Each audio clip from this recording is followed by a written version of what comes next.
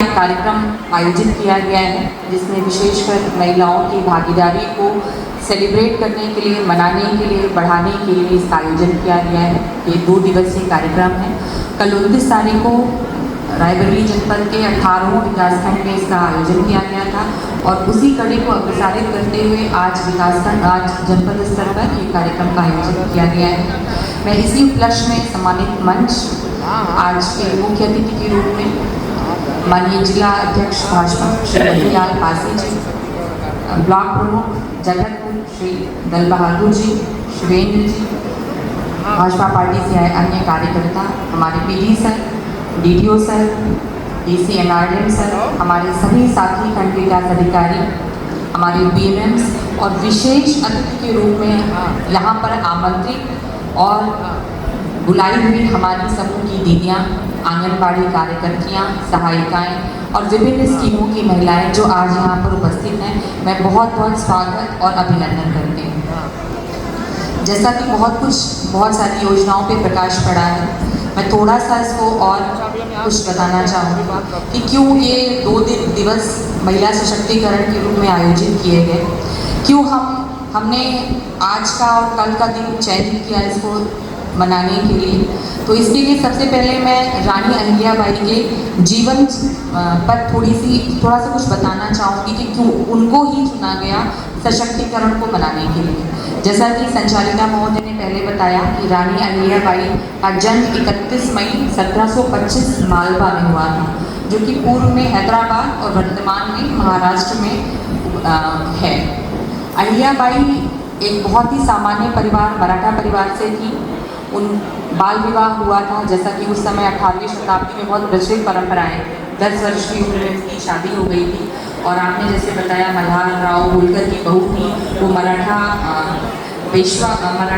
सेनापति थे। और अहिल्याबाई के पति की मृत्यु भी बहुत कम उम्र में, खांडेराव नाम था उनका, लड़ाई में हो गई थी। उस समय सती प्रथा बहुत ही प्रचलित एक कुरीति कह सकते हैं, महिलाओं के विरुद्ध जो थी चलती थी और समस्त भारत में ये व्याप्त थी कि पति के साथ ही महिलाएं उनकी चिता पर सती हो जाती थी। इसको सती प्रथा के नाम से जाना जाता था। तो जो अहिल्याबाई थी, उन्होंने सबसे बड़ी कुरीति को छोड़ा और उसमें उनके ससुर जी ने उनका साथ दिया और कहा कि मैं अपनी बहू को सती नहीं होने दूंगा, मैं उनको ऐसी मजबूती दूंगा कि मेरे पुत्र के बाद वो शासिका बने। और उन्होंने अपनी बहू को युद्ध कौशल, विशेषकर तीरंदाजी में निपुण बनाया।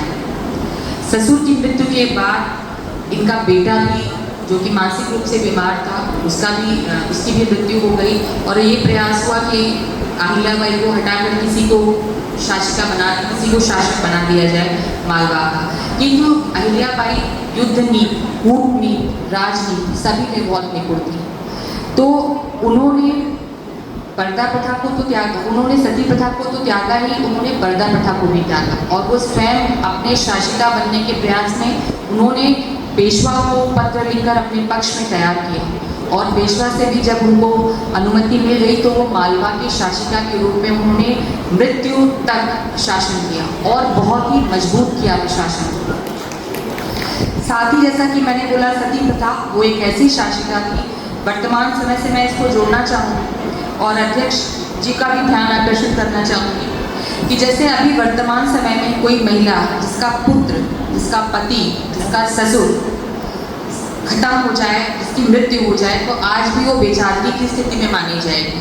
किंतु 18वीं शताब्दी में अहिल्याबाई जैसी मजबूत चरित्र की महिला इस पर भी झुकी नहीं, कमज़ोर नहीं हुई, टूटी नहीं और मजबूती से उन्होंने स्त्री शक्ति का उदाहरण प्रस्तुत किया समाज के समक्ष।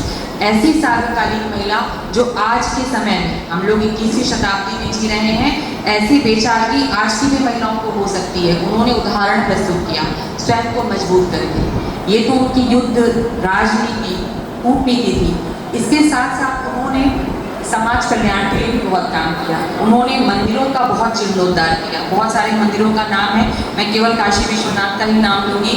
उन्होंने बहुत तालाब, बावड़ियों का जीर्णोद्धार किया। जैसे आज पानी की समस्या हो रही है, बहुत सारी गर्मी है, उन्होंने आज को बहुत पहले 18वीं शताब्दी में देख लिया था।